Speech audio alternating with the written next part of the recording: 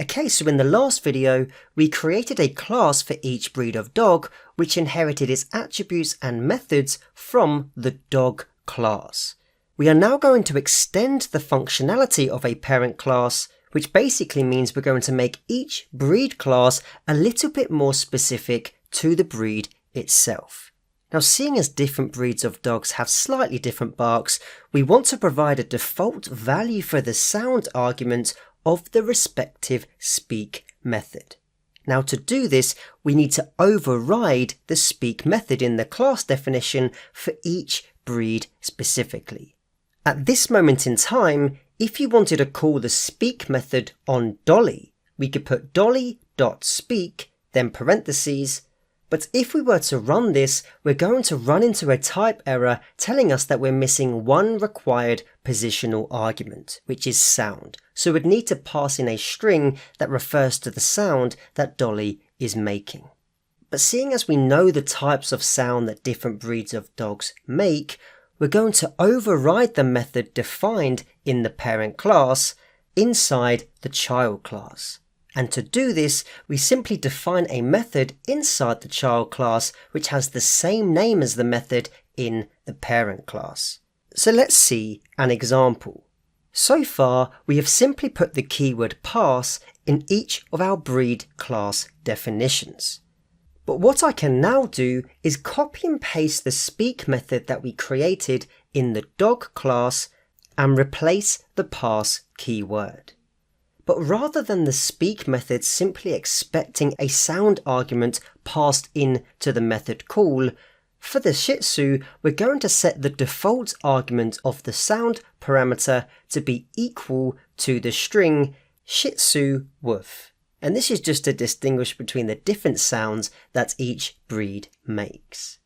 Now, if I copy and paste this function definition into the other breed classes and change the default sound argument, so for Dachshund we can put Dachshund yap, for Poodle we can put Poodle bark, and for Frog we can put Frog ruff. I can then copy and paste the 4 instantiation code lines above for each dog, so for Dolly, Flo, Sassy and Betty.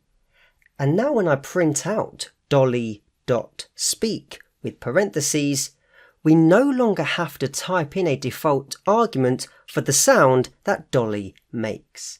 And this is because Dolly is of the Shih Tzu class, and when we call upon the speak method, because we've defined a speak method in the child class which has the same name as a method defined in the parent class, it utilizes the child class function. In other words, the speak method has been overwritten with new logic which is specific to the child class. If I copy and paste this code line 3 times and then change Dolly to be Flo, Sassy and Betty, you can see that when we call upon the speak method for each of the respective objects, we get the different sound each breed makes. Now, what's useful here is that we can still pass in an argument to the sound parameter if a specific dog changes its sound.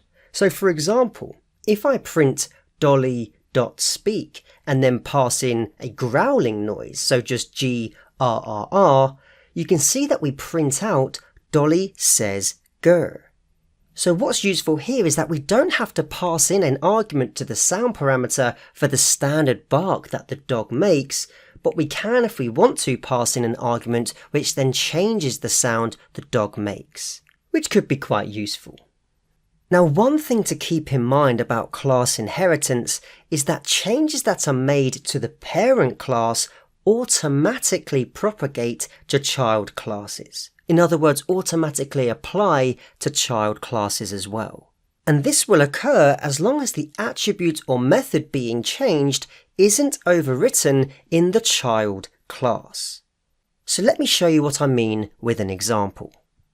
So I'm going to copy and paste the dog class, and I'm going to change what is returned when we call upon the speak method. And I'm going to change the sentence to be, my name is parentheses, and I love saying parentheses. I'll then use the format method and we'll pass in self.name for the first argument, which refers to the name attribute that's created when the instance of the dog class is instantiated, and we'll then pass in the sound that is passed in when this speak method is called. Now I mentioned that changing a parent class automatically propagates to child classes as long as the attributes or methods are not being changed or overwritten in the child class. So to ensure this is the case, I'm going to create a new class of breed called Bulldog, which inherits from dog, and I'm just going to put the keyword pass. So you can see now that when I create an instance of a bulldog called Jake, so we can put Jake equals bulldog and then pass in the name Jake, who can be 4 years old. When I call upon the speak method, so jake.speak, and pass in woof as the sound, you can see that we return my name is Jake and I love saying woof. However, when we call upon the speak object on the variable Dolly, which we know is of the Shih Tzu object type, we return Dolly says Shih Tzu woof. So we actually print out two different sentences. Jake's sentence is as per the speak method in the original dog class, and Dolly's sentence is as per the speak method overwritten in the Shih Tzu class. Now sometimes completely overriding a method from a parent class makes sense. That may be what you want to do. But let's suppose in this instance, every time we call the speak method, we want the structure and the format of the sentence to be the same for each instance of the dog class. And by changing the dog class's speak method, we may want this to propagate to all of its child classes accordingly. Now to do this, we still need to define a speak method inside of the child class, but instead of explicitly defining the output string, which we did previously, we need to call upon the dog class's speak method inside of the child class's speak method. And the way we can access the parent class from inside of a method of a child class is by using the super method. So let me show you what this looks like. Let's recreate our Shih Tzu class so we can put class Shih Tzu and then inherit from dog. We can then put a colon. We can then define the speak method, so we'll put def and then speak. Inside parentheses we'll pass in self, and we will also create a parameter called sound, which will equal by default Shih Tzu woof. We can then put a colon. What we can then do is return a call on the super method, so super with parentheses, which accesses the parent class from inside this specific method, and we can then put .speak, and inside the speak function we will pass in sound.